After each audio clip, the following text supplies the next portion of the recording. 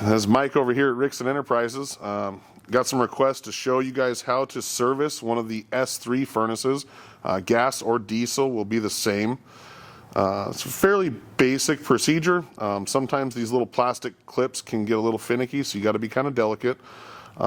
Somewhere on the screen here we will list put a list up of the tools we need, tools we would use. Now maybe not everyone's necessary, but these are beneficial tools that will help do this job. First things first, you're going to find the furnace. Normally this furnace would be mounted on the frame rail somewhere, particularly maybe in this orientation here is how you're going to find this furnace. Sometimes they'll be mounted this way. It just depends how it was installed. Once we find the furnace, first thing we're going to do is we're going to remove the exhaust pipe here and the air intake pipe. Exhaust pipe is going to be a 10 millimeter.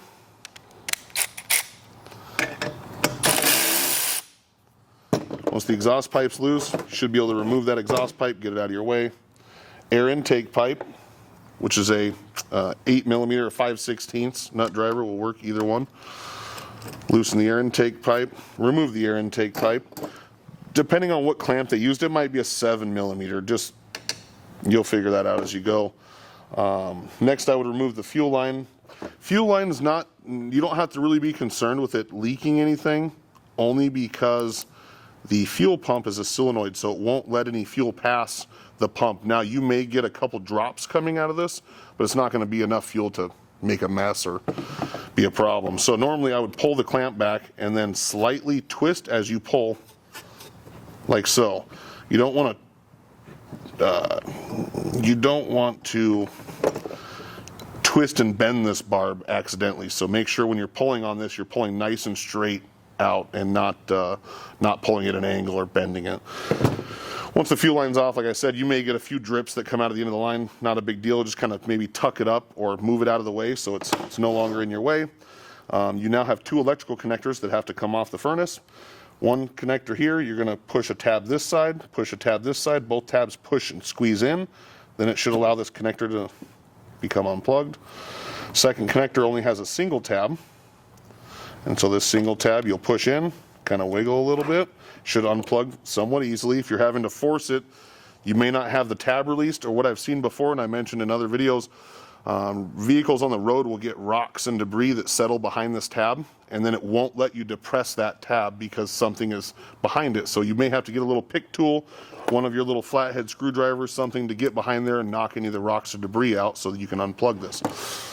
Once the harness is unplugged,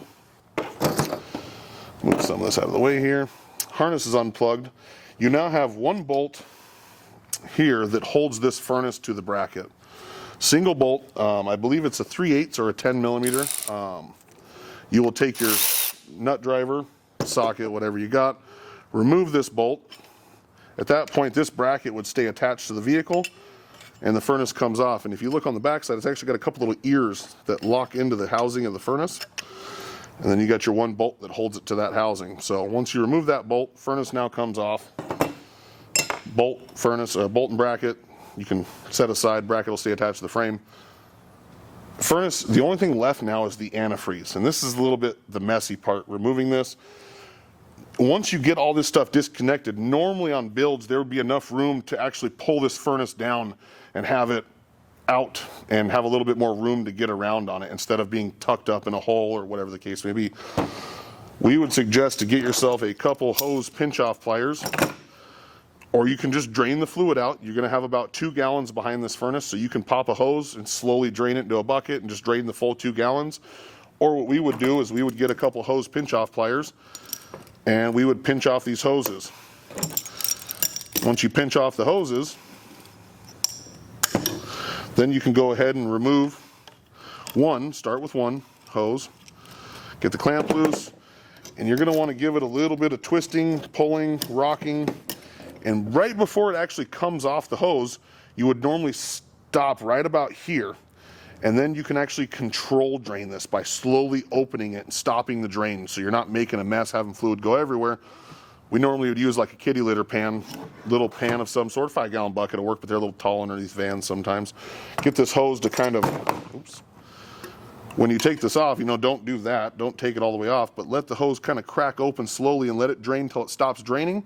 If it stops, great, then you can pull the hose off. If it doesn't stop and it just keeps going, you may want to push this hose back on, readjust your pinch off pliers because they're not pinching off and it's just letting fluid drain. So once it's stopped, we then can take off the other hose. We know we're not leaking a bunch of fluid out. It's not making a huge mess anymore.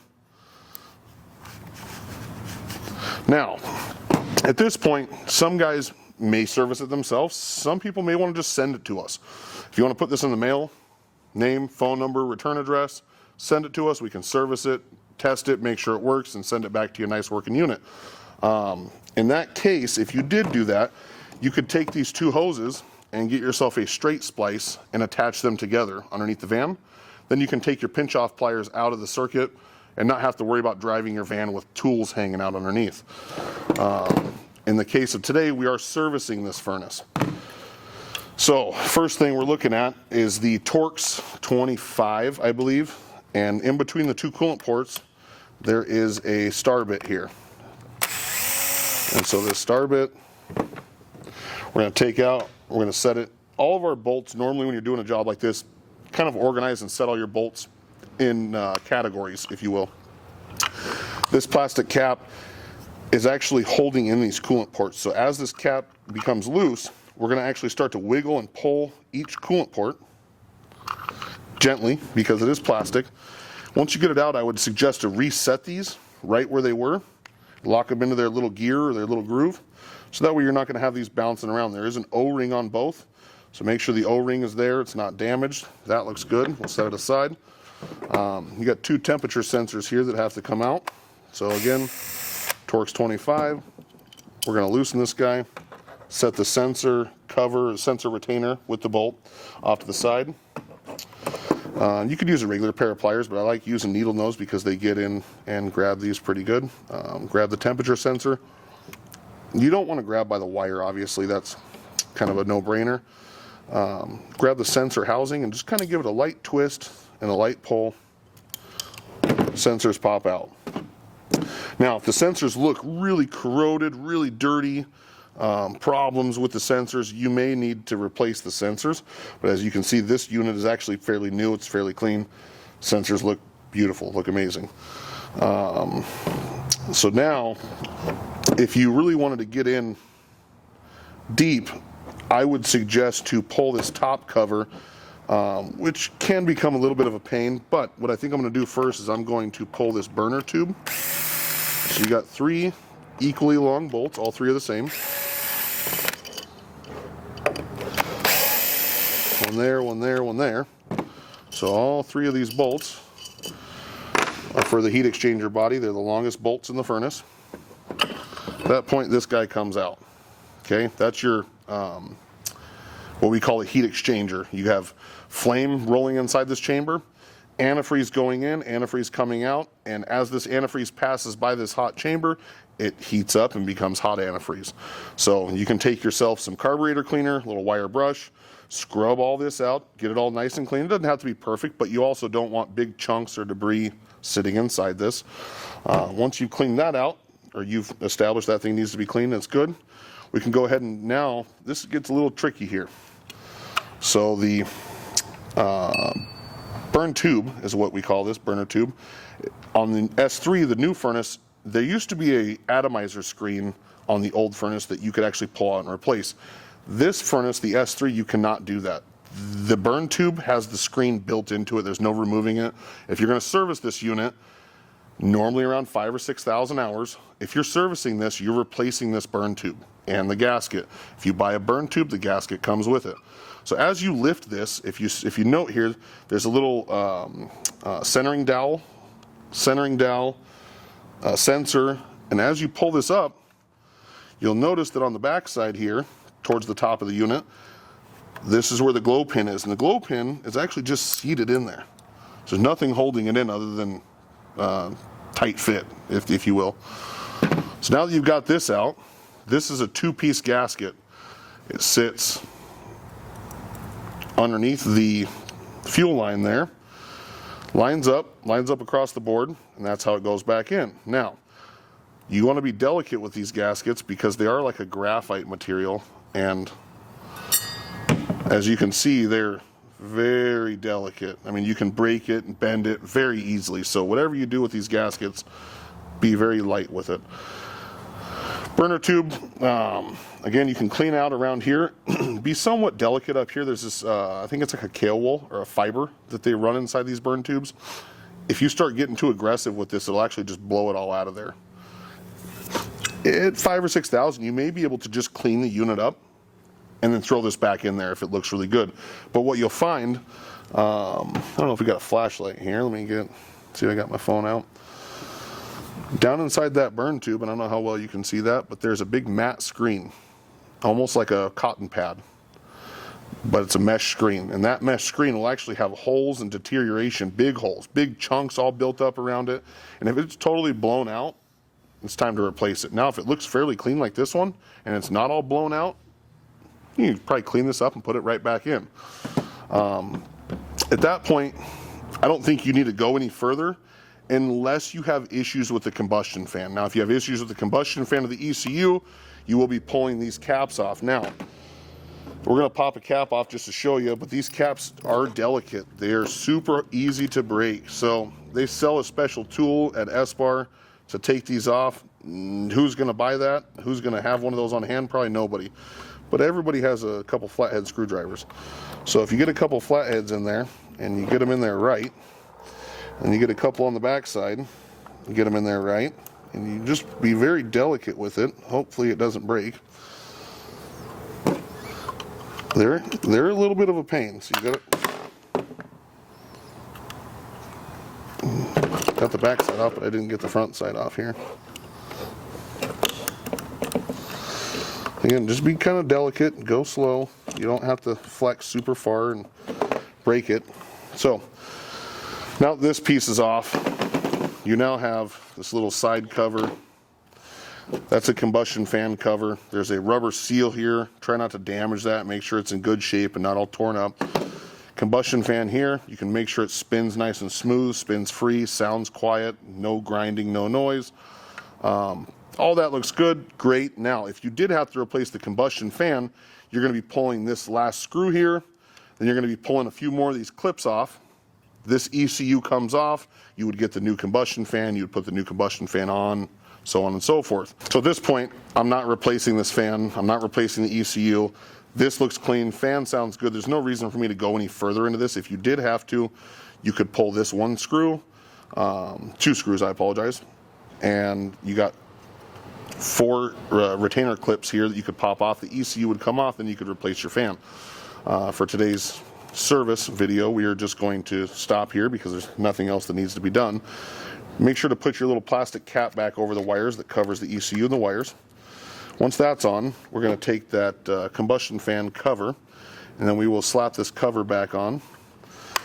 This little grommet here, if you can see, that little grommet slips into the little grooves into the combustion fan housing. Just depending on how that burn tube goes in, it may not want to go in right now, but we'll see. So that gets pushed on. That's all good to go now. We now have our sensors and our glow pin. And so we're going to find our burn tube. We're going to either, brand new one, clean this one up, whatever we're going to do to make it clean. And these can be a little bit tricky sometimes to get on. It's not the easiest gasket to deal with, I would have to say. And so we know where the glow pin comes out, and we know where the glow pin has to go. So you're going to start by kind of inserting that glow pin into the burn tube. And we get kind of lined up here. It does take a second. Just a little finicky. And so once you kind of get lined up there, this is probably the worst part about these furnaces, is getting this double gasket to line up and be what it needs to be. And so right now, that's my problem. So again, what I was saying before is sometimes if you pull this guy up and get it out, it will help you get that glow pin back in how it's supposed to be. Glow pin's now back in. Get that lined up, get that lined up. Come on, I got one more. There we go. Okay. So, pretend I had cleaned all this out, which I'm not going to for the video, but I think you guys understand. A little bit of carb cleaner, brake cleaner, denatured alcohol, whatever you decide to use, wire brush. You can scrub this out, you can scrub the burn tube out, cleaned it up. Once this gasket's on and seated, we know that that glow pin is in the burn tube how it should be. We have our temperature sensor here, our centering dowels, if you would call them, lined up on the gasket. Everything looks good. Sensors and wires are not obstructing anything. They're not going to get pinched. Take this guy here. We know that the sensors went on the top, and so this is how it lines up here. And so as you put this guy down, make sure that the gasket all the way around looks like it's seating properly, and you don't have a 1/2 inch gap on one side and then it's flat on the other side, right? So we make sure everything's nice and centered, everything looks good. We can go back in with our 3 screws. 3 long screws, longest screws of the job, and don't over torque. You want it snug, but you don't want to go to hammer town with it. You want to lightly. I'm guessing I probably have in the neighborhood of 2 foot-pounds. You know what I mean? You're talking 20 inch pounds or whatever, something small. You're not going really hard with these. You're just getting them nice and snug, and then maybe like a 1/8 of a turn after that. Once those are snugged up and you got those good, we're going to go ahead and reapply these sensors to the heat exchanger body. And if you'd prefer, if these sensors are kind of old and dry, you can take a little bit of lubrication, whether it's some antifreeze or a little bit of saliva, whatever you want to use, lube up the O-ring a little bit, and then it should slide right into place without being, chafing the O-ring or damaging it. Once the temp sensors are back in, we're going to find our retainer and the screw for the retainer. Same thing with this. You don't want to over torque it. You don't need to go crazy. Make sure your wires didn't get pinched during that process, because that's something that can happen. Now, if you look here, there's this little groove. The wires have to be in that groove, because if the wires are sitting up like this, when you go to put the plastic cap on, it's going to screw down and smash the wire, and then it's going to short out to the ground and cause problems. You're going to have to pull the furnace back out and redo this. So make sure these 4 wires, 2 blues, 2 reds, are tucked nice and tight down here, because if they're not, it will be a problem. Same thing on these O-rings. If you want to lubricate them just a little bit so they slide in nice and easy, that's perfectly fine. Wires are in the right place. They're not going to get smashed. Nothing's going to happen. Push down in the nice and tight in the center. You should feel it stop. At that point, grab your last screw there. This one is a little bit more delicate. You want it tight, but that's it. You don't go anymore. Just tighten it and be done with it. If you over tighten this, it'll split the plastic housing, then you'll start leaking coolant out of this. So be cautious when tightening this bolt. Obviously note which way the furnace came out, because this furnace has a spot to mount on either side. And what can happen is, if you weren't paying attention, maybe you took it out one way or the other way, and especially if it was sitting in this orientation where it was upright, it could be flipped around. The hoses are still going to line up, the exhaust and intake are probably still going to line up, but now the inlet and outlet on the furnace will be backwards, and that's going to cause problems. So just take note when you take this thing out, which way it was facing, which hose went to which port. Maybe mark them with a paint pen or some sort of marking device, so you can see, hey, this hose definitely went to this barb. Then you can't get it wrong on the way back in. Now that you got this thing all cleaned up and serviced, what you can do, and I've told people this, and it's kind of a little trick, it helps, because you have no way to test if this furnace is now going to work, right? I would suggest just hooking up the electrical. Just the electrical, nothing else. Plug that in, and now go start the furnace. Point being here, this furnace should spool up and try to start. And if it doesn't spool up or something happens, you may have pinched one of these wires, you may have pinched another wire, something might have went wrong. So before you go spend all the time hooking up the hoses and the exhaust and everything else, and you say go on the controller, and then nothing happens. Now you got codes for a temperature sensor short circuit or a glow pin short circuit. Now I got a problem. Now I have to tear it all back out, get the fluid out of it, do all that whole job over. If you just plug it into the 2 electrical connectors and you turn it on and she tries to fire up, yeah, it's good. Then you can go ahead and hook up all your hoses, put your exhaust back on, and you'll be done with the job. As always, if you guys have any questions, feel free to give us a call. We're here to help you. Monday through Friday, 8 to 5. We have our after hours line too. You can always text or call that. And hope you guys have a good day. Thanks.